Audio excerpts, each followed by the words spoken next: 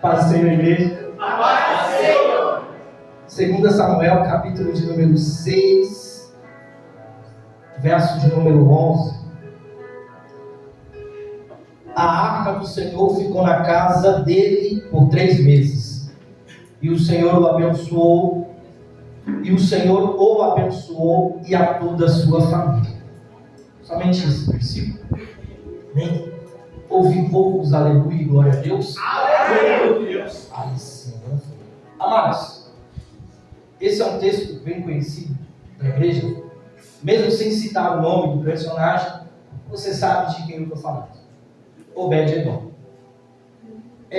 Para a gente poder chegar aqui, eu quero ser bem breve e sucinto. No primeiro livro do profeta Samuel, seu capítulo 1 ainda,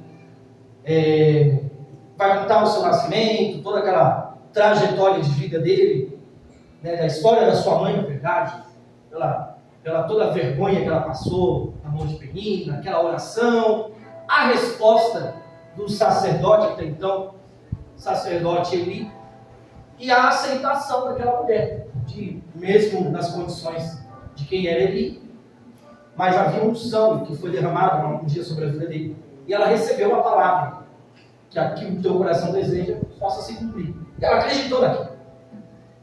E aí você sabe o decorrer da história, Samuel nasce, quando ele é desmamado, ele é entregue ao templo, e ela faz Eli lembrar daquele dia. Eu acredito que Eli, já velho, idoso, se recordou do dia. Talvez ele tenha até ficado emocionado, que ele viu que mesmo ele não tendo mais uma comunicação com Deus, ele viu que talvez ele tenha perdido muito tempo da vida dele. Jotas, mas do que você está falando? Eu vou te explicar. A partir do capítulo de número 3 de 1 Samuel, a Bíblia ela vai dizer que em uma certa noite, madrugada, Samuel está deitado na cama em um quarto, enquanto o profeta está deitado no quarto ao lado, e ele ouve uma voz dizendo: Samuel, Samuel. Ele acorda, se levanta, vai até o profeta, até o sacerdote, melhor dizendo, acorda o Senhor e diz: o Senhor me chamou? Ele diz: não, sai daqui, vai dormir. Talvez eu acredite que seja algo tão natural para um pai e uma mãe, e a criança vem de madrugada, sai daqui, vai dormir, pelo amor de Deus, tem mais. Ele deita, talvez não dorme, porque eu não dormiria com aquela voz na minha cabeça. E a Bíblia diz que uma segunda vez a voz vem de Samuel, Samuel. Samuel se levanta, vai novamente até o sacerdote e diz: Senhor me chamou? Talvez o sacerdote já bravo diz: eu não te chamei, sai daqui. O menino volta. Uma coisa estranha. Quando chega mais uma vez, a voz vem. Perdão, na segunda vez, o segundo ato, o sacerdote, sai daqui, mas talvez ele tenha entendido que não era algo natural, era algo sobrenatural. Ele diz: a próxima vez, se você ouvir por acaso, você diz: eis-me aqui. E o menino sai e deita. Quando mais uma vez ele ouve a voz dizendo: Mateus, Samuel, Samuel. Eu acredito que se eu gosto de dormir virado para o lado da parede, eu estaria virado para o lado da parede. E ao ouvir a voz Samuel, Samuel, eu viraria para o lado, sentaria na cama e diria: eis-me aqui. E esse é o capítulo 3. Só que aqui é interessante porque Deus ele chama Samuel para falar algo muito curioso. Não para falar que Samuel, ou que Deus tinha um propósito para a vida de Samuel. Não para dizer que faria dele um grande profeta, juiz e sacerdote. Não. Mas se você abrir a sua Bíblia no capítulo de número 3, você vai ver que Deus, ele diz para o menino até então: vou realizar em Israel, verso 11, algo que fará tinir os ouvidos de todos os que ficarem sabendo. Nesta ocasião, executarei contra ele tudo o que falei contra a sua família, do começo ao fim. Pois eu lhe disse que julgaria a sua família para sempre, por causa do pecado dos seus filhos, do qual ele tinha consciência, ou seja, ele sabia. Seus filhos se fizeram desprezíveis, e ele não os puniu. Por isso, jurarei à família de Eli, jamais se fará propiciação pela culpa da família de Eli, mediante sacrifício ou oferta. Eu sendo um menino da idade de Samuel, quantos anos, mãe, que você desmama uma criança? Ouvindo. Um ano? Está diminuindo. 6 meses. Eita, mas 6 meses já. Mas imagina Samuel nessa idade aí, 3, 4, 5, ouvindo essas coisas. Irmão, é difícil para a gente que é adulto compreender algumas palavras que está aqui. Mas imagina um menino nessa idade, ouvindo que o sacerdote que está deitado no quarto ao lado, Deus vai acabar com ele e com a família dele. Rapaz. E tudo isso, por quê? Porque os seus filhos, Ofni e Finéias, são sacerdotes, são levitas da casa do Senhor. E eles têm funções a cumprir. Só que a Bíblia diz, aqui no capítulo de número 2, que os filhos de Eli, sendo sacerdotes e levitas da casa, não praticam o que é reto aos olhos do Senhor. Lá em Levíticos, quem já leu sabe do que eu estou dizendo. Quem nunca leu, leia. Levíticos, ele é um livro voltado para os levitas. Gênesis significa início. Êxodo, ou Exodo, significa saída. Levíticos, Levi, tribo de Levi. Então é um ato voltado totalmente para aquele povo. E ali ele vai contar alguns mistérios que a gente talvez não entenda, como ofertas, sacrifícios, alguns tributos que haviam que ser feitos no tabernáculo. E para os levitas, ou para os sacerdotes, eles tinham algumas funções, tais como, quando havia alguma oferta ou algum sacrifício, principalmente de alimentos, o sacerdote ele poderia tirar uma parte. Os filhos de Eli tiravam mais do que era permitido para eles. Jonas, mas isso é uma bobeira aos meus olhos, mas aos olhos de Deus, um mínimo, uma pedra pode te tirar do caminho da presença do Senhor. Então, eles começam, se você ler depois do capítulo de número 2, eles vão falar isso. E o povo começa a ficar maluco com isso. Porque pensa, eles chegavam com um cordeiro, um exemplo. E ele poderia tirar uma parte daquele cordeiro. Só que ele pegava a metade do cordeiro. E assim, irmão, descaradamente na frente de todos. Não era nem escondido. Era na frente do povo mesmo. E o povo começa a alertar: Eli, abre os seus olhos. Os seus filhos estão fazendo o que é mal aos olhos do Senhor. Por isso que Deus disse para Samuel: ele não repreendeu os seus filhos. Ele tinha consciência do que estava fazendo. Por isso a casa de Eli caiu. Por isso que a casa de Eli não permaneceu de pé. Por quê? Porque alguém dentro da casa estava em pecado, não reconheceu. Eli via e não repreendia. Com isso também veio o peso sobre a vida dele. Já você vai profetizar em cima disso? Não, eu estou te trazendo aqui um conhecimento para a gente chegar lá em Obed-Edom, rapidinho. Então no capítulo 3, Deus avisa para Samuel: Samuel, eu vou fazer isso com ele. Eu vou acabar com a casa de Eli. Não quero mais saber deles. No capítulo de número 4, a Bíblia vai dizer que tem uma batalha agora entre Israel e os filisteus. E essa batalha começa com o povo vencendo. Só que Israel, ele não consegue progredir na batalha. E preste atenção. Ele não avança na batalha, mesmo sendo a menina dos olhos de Deus. O que eles eles fazem? Eles têm uma grande ideia para eles. Vamos pegar a arca. A arca estava lá em Siló. Quando eles chegam e pegam a arca e levam até a batalha, os filisteus, inimigos, avistam de longe. E a Bíblia vai dizer que eles ficam aterrorizados. Por quê? Porque os filisteus entendem que aquilo é a presença de Deus, ou é a presença do Deus de Israel.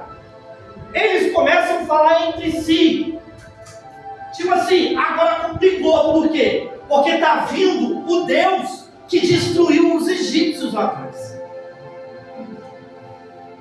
Posso te dizer um negócio? O inimigo sabe o tamanho, ou, e quando eu digo tamanho, não digo em estatura, perdão. Mas quando eu digo um tamanho relacionado a Deus, eu digo força, poderio, excelência, o que você quiser colocar. O inimigo sabe o tamanho do teu Deus. Muitas das vezes, talvez eu e você não sabe o tamanho do nosso Deus. Você está ficando doido? Não estou ficando. Capítulo de número 4. Capítulo de número 4. Os filisteus, vendo a arca, sabendo o que a arca representa, e sabendo quem ela se apresenta, porque ali é a presença de Deus, um deles brada, um deles grita em alto e bom tom: vamos para cima dos israelitas, porque se nós perdermos a batalha, ou se nós perder essa batalha, eles os farão servos, assim como um dia eles já foram nossos. O que eles fazem, irmã Fernanda? No nosso linguajar hoje em dia, eles arregaçam as mangas. Os filisteus. Quem é que está do outro lado? Israel com a arca. O que eles fazem? Partem para cima. O que acontece? Israel perde a batalha. E eles perdem essa batalha, irmão. 30 mil homens caíram naquele dia. Jonatas, mas a presença de Deus estava naquele ambiente. A presença de Deus estava naquele lugar. Sim, estava. Mas nem todos estavam preparados para usar a presença de Deus. Você está batendo? Não, não estou batendo. Eu estou trazendo um alerta para a minha vida e para a tua vida. Fica tranquilo. Vai doer talvez um pouquinho. Mas é só um alerta. Com a presença de Deus a gente não brinca. Com a presença de Deus eu não uso a hora que eu acho que é proveitosa para mim. Os filhos de Eli, Ofni e Finéias estão perante os olhos de Deus em pecado. Mas o que eles querem usar? A presença de Deus. Posso te dizer? Não vai usar. Não vai usar e nem vai ser usado. Por quê? Porque aquilo que é consagrado à santidade, o pecado não pode prevalecer. Sabe o que vai acontecer? Igual aconteceu com o povo de Israel. Vai passar o quê? Vergonha. Vai passar vergonha. Então é assim. Hoje eu preciso, e a presença de Deus é isso. Hoje eu preciso muito de alguma coisa. O que eu vou fazer? Eu vou orar. Eu vou jejuar. Eu vou colocar louvores lá na minha televisão, no meu celular. Eu vou abrir a porta da minha casa, eu vou abrir a janela e eu vou exaltar o nome santo do Senhor. Hoje eu não preciso. Some até na igreja. Não, ainda bem que vocês estão rindo, tá leve, tá tranquilo. Glória a Deus. Não abre nem a Bíblia. Quando dobra o joelho, faz tempo que eu não faço. Não vou não. Não. E a presença de Deus vai ficando distante. Vai ficando distante. Por fim, um mensageiro chega lá em Eli, ele lá na laje da casa dele, lá sentadão de boa, ó. A guerra acontecendo. A porrada comendo solta. E o sacerdote sentadão de boa. Como que a gente vai vencer batalhas se eu estou sentado na varanda da minha casa? Tranquilo. na maior calma, na maior paz. O sacerdote, quem direciona o povo para chegar mais perto de Deus, quem caminha o povo na direção. Quando Deus disse para Samuel, cadê o versículo? Para ficar mais certinho. Por isso, jurei a família de Eli, jamais se fará propiciação pela culpa da família de Eli mediante sacrifício ou oferta. Sabe o que é isso? É a Arca da Aliança. Dentro da Arca da Aliança havia as 2 tábuas de Moisés, tinha um vaso com maná que caiu do céu e a vara de Arão que floresceu no dia que ele foi consagrado a sacerdote, sumo sacerdote. Era o que tinha dentro da Arca da Aliança. Em cima da Arca da Aliança, e se eu não me engano, a Chico de Lisboa pregou alguns dias atrás sobre a madeira de acácia. Quem estava aqui recorda desse dia. Era feita por essa madeira de acácia e coberta com ouro. E ele ministrou até isso. Por cima dessa arca havia uma tampa, e essa tampa tem 2 querubins. Esses 2 querubins estão prostrados com as suas asas, nessa posição, um para lá e o outro para cá. Porém, em cima dessa tampa havia um nome, o nome dela era Tampa da Propiciação. Por quê?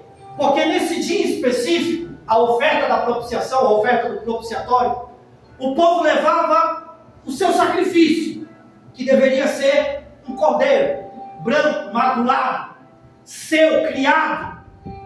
Quem não tinha condições poderia levar uma pombinha, poderia levar uma outra espécie. Lá em Levíticos ele trabalha sobre isso. Então, o sacerdote pegava aquele animal. Do lado de fora da tenda, ou melhor, da tenda, dentro da tenda, no pátio da tenda, havia um tanque, que era o tanque do holocausto. Ali ele começava o sacrifício, ali onde ele matava o animal. E ele pegava o sangue daquele animal, ele entrava dentro do Santo dos Santos, que era só o sumo sacerdote que podia fazer isso.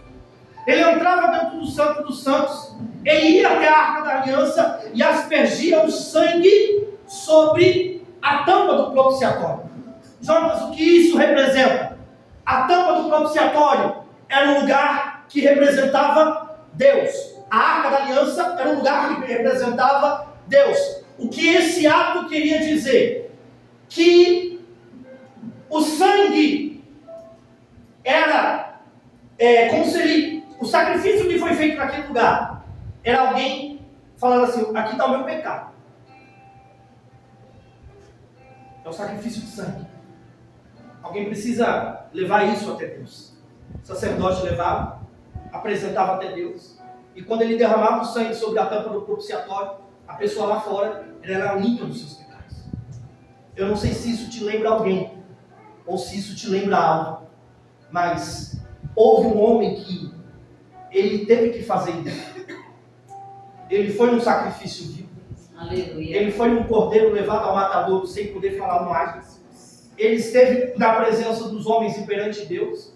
Deu pelo seu sangue, através do seu sangue, ferido, machucado, naquela cruz do Calvário, todo o pecado da humanidade foi sobre ele. E quem é agora que está recebendo esse perdão, assim como aconteceu naquele tempo, ele se sentia como? Aleluia! Ele se sentia liberto. Então o ato do propiciatório é um exemplo, ou é um parâmetro, ou uma comparação clara aos olhos de Deus. Não entendi. Então depois você procura, então. Depois você dá uma... Acho mais claro do que isso impossível. E naquela tampa do propiciatório era onde era feito esse ato de sacrifício. Quando Deus diz para Samuel, ele pode fazer o sacrifício que for, eu não vou mais receber. Irmão, pensa como deve ter sido duro ouvir isso. Pensa como deve ser doído você ouvir que independente do que você faça, Deus ele não vai mais receber. Eu disse, eu estou trazendo dureza aqui, é uma palavra dureza. Nós temos pastor na igreja, graças a Deus por isso. Mas Deus colocou, não era nem eu para pregar hoje, irmão. É uma palavra de alerta para a minha vida e para a tua vida. Eu não posso mais brincar com a presença de Deus. Aleluia. Se você veio, aproveita. Aleluia. Se você está, dê um aleluia. Se você está, dê um glória a Deus. Glória. Está doendo, não importa. Entra nesta casa de oração como se fosse o último dia da tua vida. Aleluia. A passeio, não vem, ai, eu tenho que ir porque, né, sabe, ai, vai encher o saco depois. Não. Não pensa dessa forma. Glória. Eu venho, sabe por quê? Porque eu amo esse lugar. Eu venho porque eu me sinto bem nesse ambiente. Eu venho porque eu sei que a palavra que sai do altar, independente de quem ministra, é usado, direcionado por Deus. Eu venho porque neste lugar, os louvores que são entoados, são louvores que são inspirados por Deus. Eu venho porque neste lugar tem a presença de Deus na vida de cada irmão. Se você vai estar, ouvir, ou o que quer que seja, eu tenho certeza que você está ali, irmão. Eu não aguento mais aquele lugar. Sai! Sai pra ver! Não estou expulsando ninguém não, viu? Fica tranquilo. Mas eu não gosto. Se não gosta, eu não estou entendendo. Aqui, irmão, se você vem, se você entra, é só por causa da presença. Aleluia! Aqui você se abastece para amanhã. Verdade, Deus. Vamos caminhar aqui. Ó, passado isso, capítulo número 4, eles morrem. Morre Eli, morrem os filhos, a arca é perdida. Ih, virou uma bagunça, irmão. Por que virou uma bagunça? Porque brincaram com quem? Brincaram com? A presença de Deus. Irmão, não brinca. Eu estou rindo mas não brinca com a presença. A presença de Deus é algo tão sério, mas deve ser levada a uma seriedade tamanha. Capítulo 5. Agora os filisteus estão com a arca. O que a gente vai fazer? Vai lá na casa lá de Dagom. Dagom é o Deus deles. A história vai dizer que Dagom era metade homem, metade peixe, metade homem. E passado isso, eles colocaram mesmo lá na casa de Dagom. Só que ao chegar na casa de Dagom, a Bíblia vai dizer que ficou 2 dias. No primeiro dia, e eles se levantam, colocam lá, vão dormir. Quando eles se levantam de madrugada, Alessandro, a estátua de Dagom está prostrada. Prostrada perante a arca da aliança. Eita. Sabe o que é isso? Guerras espirituais que a gente não consegue nem ver e nem entender. Meu Deus. Porque assim, Israel está lá de luto por causa de Eli, por causa de Ofni e Finéias, por causa de 30 mil homens que morreram. Os filisteus estão jubilantes porque venceram. Mas dentro da casa de Dagom está tendo uma guerra agora entre Deus e o diabo. Mas assim Deus trabalha, mesmo que você não veja, Ele está trabalhando no oculto e está derrubando todos os inimigos que se levantam contra a tua vida. Segundo dia, que ainda no primeiro os caras foram lá, olhou, poxa, que palhaçada é essa? Levantaram a estátua, colocaram de pé. Voltam para casa, voltam para os seus afazeres. Na segunda madrugada, quando eles chegam lá, está lá, irmão, a estátua de Dagom prostrada de novo perante a arca da aliança. Aleluia. E o melhor, as mãozinhas.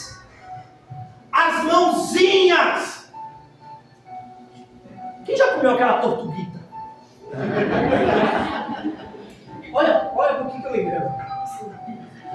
Como é que você come ela? Você começa por onde?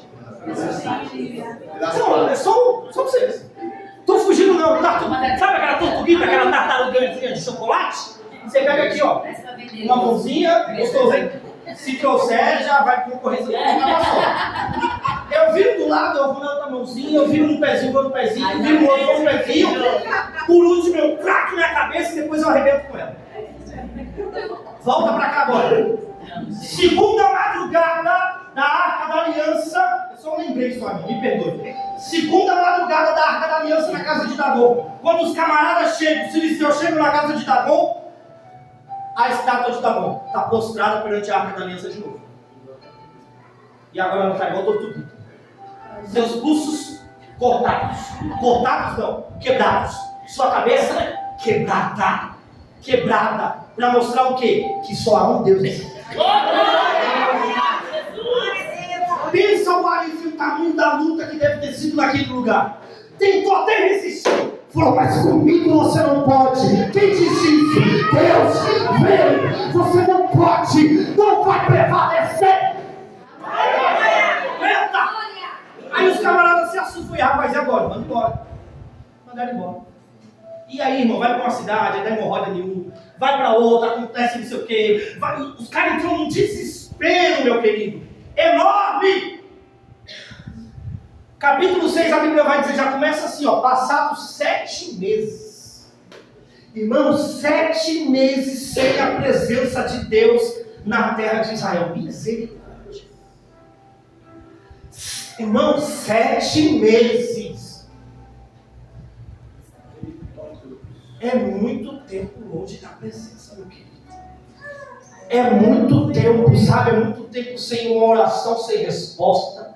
É muito tempo sem ouvir louvores que mexem com a tua alma. É muito tempo sem ouvir uma palavra que te edifica. É muito tempo sem uma lágrima rolar no teu rosto.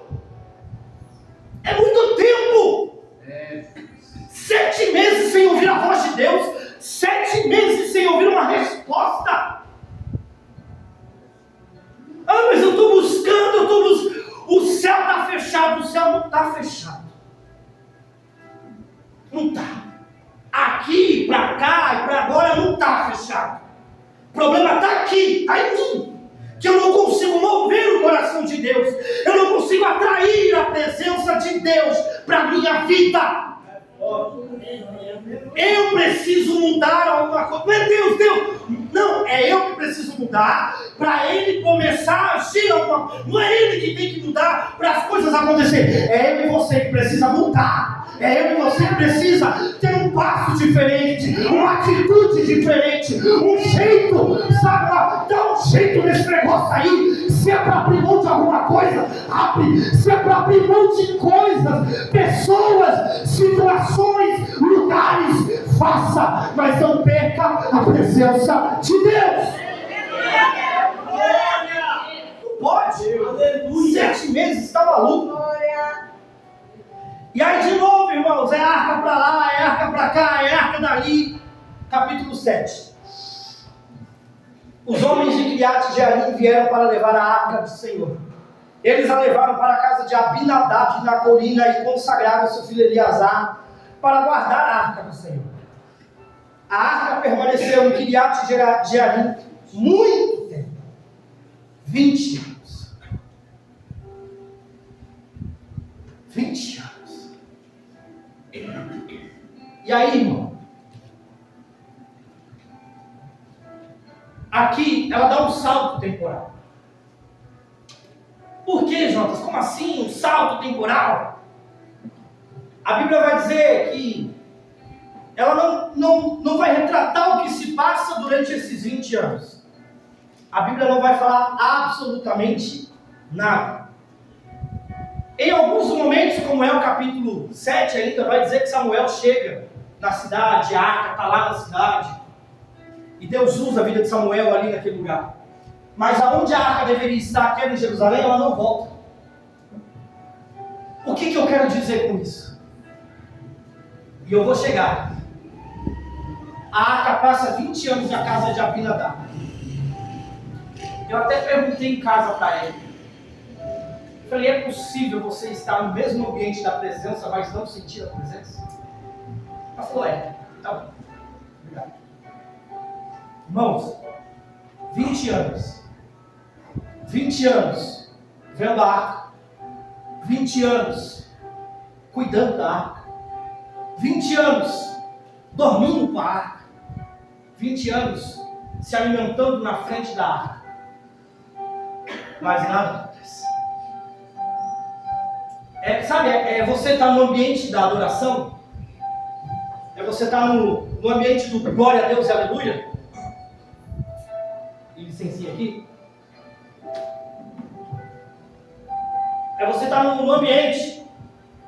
Como a gente tem vivido, graças a Deus por isso. Glória. E Abinadab aqui. Mas a presença está. E Abinadab, como é que está, Gabriel? Relaxado.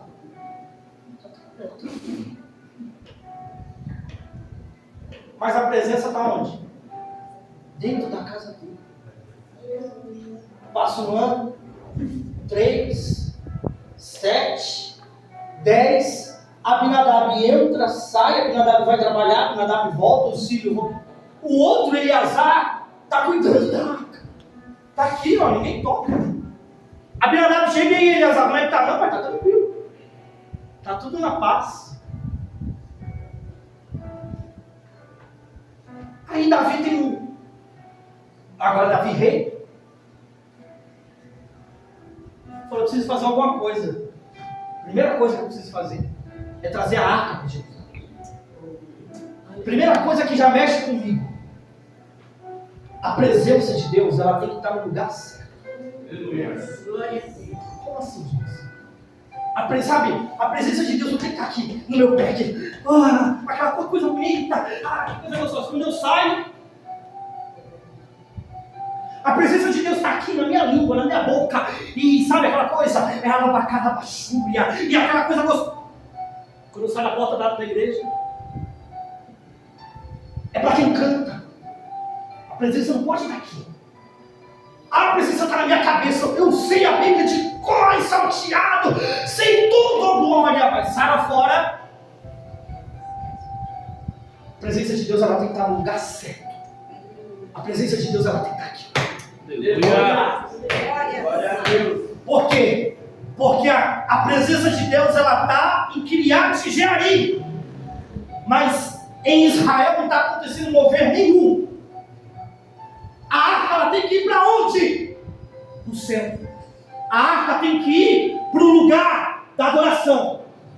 Ela tem que ir para Jerusalém. Por quê? Porque quando ela chega em Jerusalém, toda agora Israel vai ser o quê? Esse é o pensamento de Davi. Não está errado.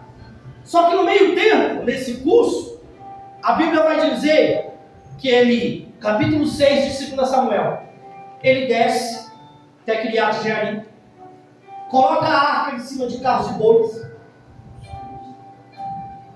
e ele começa a caminhar, só que a carroça não aguenta, não suporta. E a Bíblia diz que um dos meninos que estavam em volta da arca toca, com a intenção de não deixá-la cair. Mas a arca não poderia ser tocada dela. Do lado dela haviam argolas, 2 deste lado, 2 do lado de lá. Passava-se um ferro, como se fosse um varão, de um lado, do outro, um levita aqui, outro aqui, outro aqui, outro lá. Eles pegavam ela, subiam e carregavam, da forma correta de se levar a arca. O menino tocou. Quando o menino tocou, a Bíblia diz que na hora ele é fulminado. Davi se assusta. Por quê? Não vai, meu querido. A presença de Deus não é de qualquer jeito. É verdade, Deus. Deus tem misericórdia? Tem. É o tempo da graça? Tem. É. Mas a presença de Deus não é de qualquer jeito. Não pode ser. Como eu disse anteriormente, tem que ser levado a sério. É algo que pode mudar a minha vida e a tua vida. Aleluia. Outro dia, eu não me recordo, eu disse para alguém, não lembro com quem foi, eu estava conversando. Eu tenho um primo, que a minha tia, já falecida, minha querida tia Lena, queria muito que ele falasse em línguas, pastor. E todo dia eu orava, meu filho, você vai falar em línguas hoje, não é mesmo? Você vai falar em línguas hoje. Você vai, ia lá, abraçava ele, você vai falar em línguas hoje. Daqui a pouco, um dia, Mateus, o menino saiu no manto aqui e tal, minha tia assustou e riu, e chorou, perdão, e aquela coisa. Chegou em casa, ela foi conversar com ele. Ô filho, que coisa linda, Deus ouviu minha oração. Você foi batizado, ai que delícia, que gostoso. Ele olhou para a cara da minha tia e falou assim: eu não fui não. Aquilo ali eu fiz só para a senhora parar de mexer o sangue.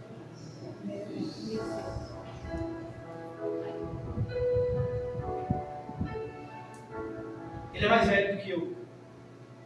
Alguns anos, 7, 8 anos.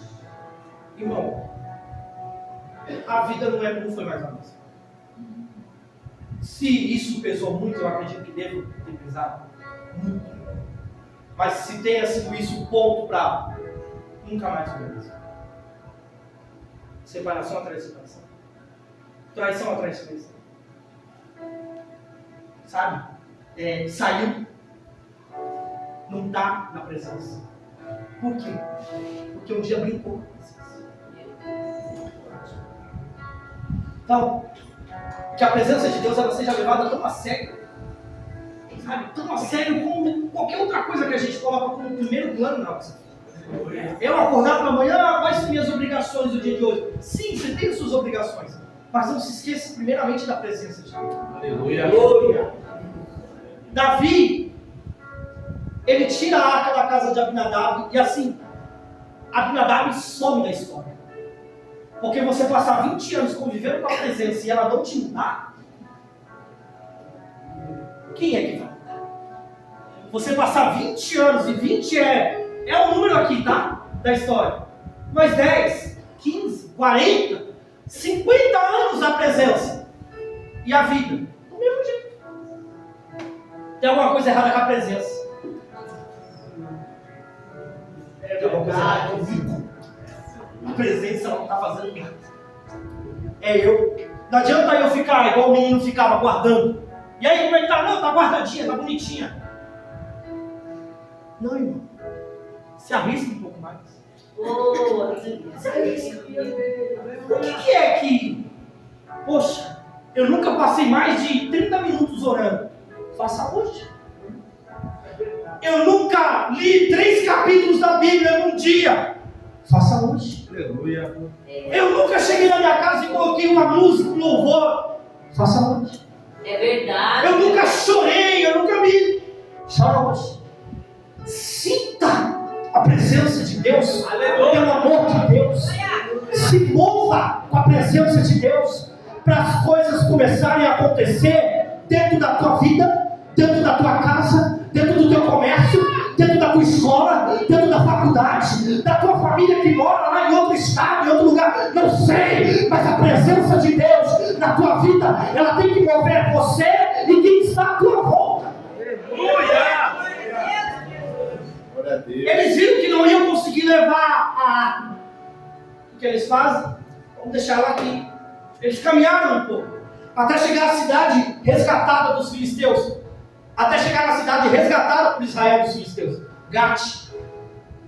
Quando eles chegam na casa de Gate, a Bíblia não, mas no pensamento de quem prega, eu imagino agora,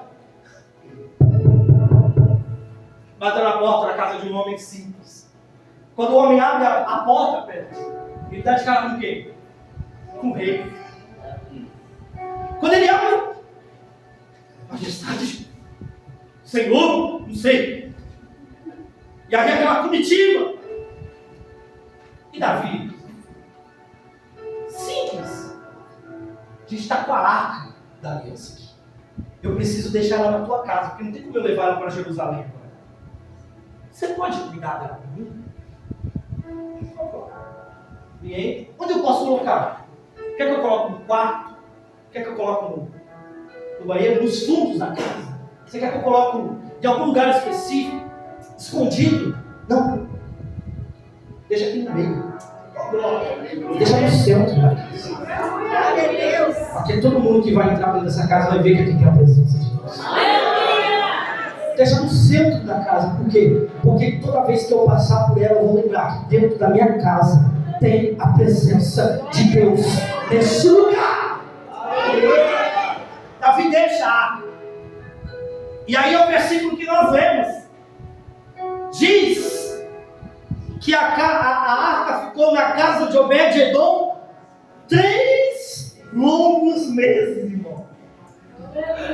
Meu Deus, 3 meses! Comparado a 20 anos, o que é isso? E a Bíblia ainda diz que durante os 3 meses, tudo que Obed fez deu certo. 3 meses, todo o negócio de Obed-Edom prosperou. Toda a família de Obed-Edom foi edificada. Tudo aonde Obed-Edom colocava a mão dava certo, porque ele entendeu que quem estava dentro da casa não era uma arca simples, mas era a presença de Deus. 3 meses. E a história de uma família transformada. 3 meses e a história de uma casa é modificada. Posso te dizer, se você entender hoje, poucos dias você vai ver a transformação de Deus dentro da tua casa. Se você entender hoje o que Deus tem preparado para as nossas vidas, você vai ver em poucos dias o que Deus ele tem preparado para você, meu querido. Não precisa esperar anos.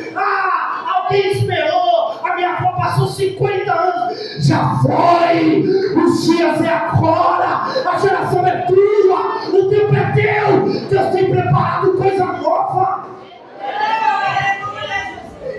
3 meses. Aleluia a Deus. E aí, ai meu Deus do céu, verso 12, chegaram até Davi e disseram: o Senhor tem abençoado. Chegaram até Davi com a notícia: o Senhor tem abençoado a família de Obed-Edom. Sabe o que é isso?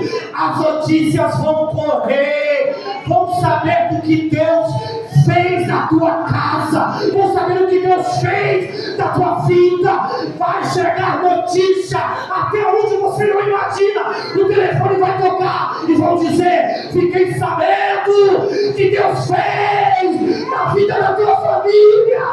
Fiquei sabendo que Deus fez na família de muitos nesse lugar.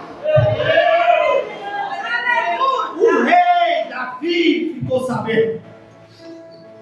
E aí o que ele faz, Bruno? Bora para o Obed-Edom. Eu preciso dessa presença. Eu preciso dessa arca aqui. Aí ele desce. 3 meses. Obed-Edom abre a porta. Quando ele abre, rei, Obed-Edom, foi bom, né? Mas agora eu preciso da arca.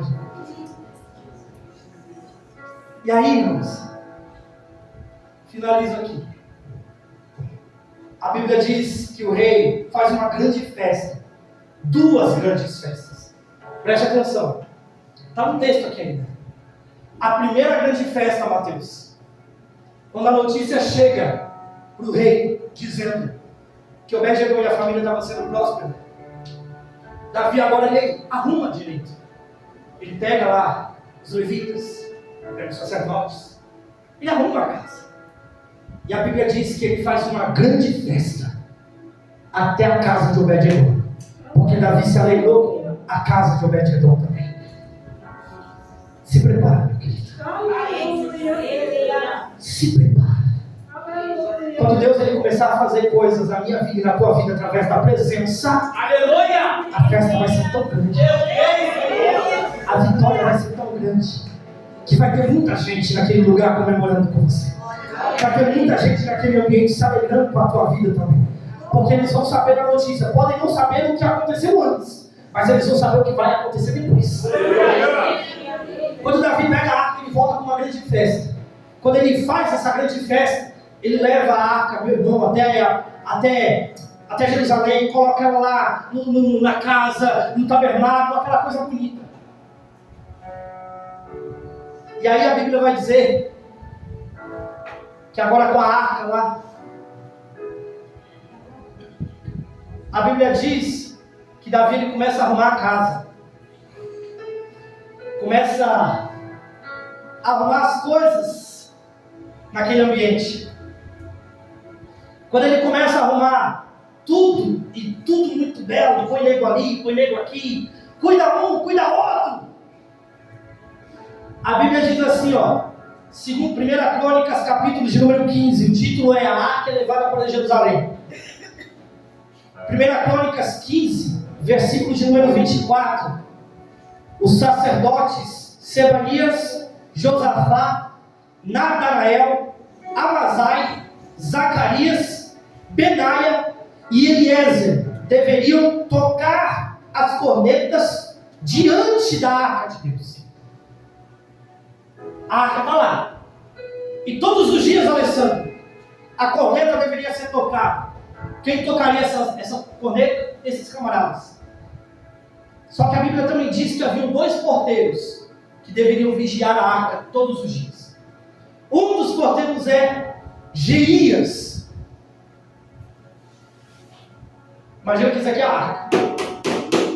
Eu sou um dos porteiros. Todo dia aqui, estou olhando para quem?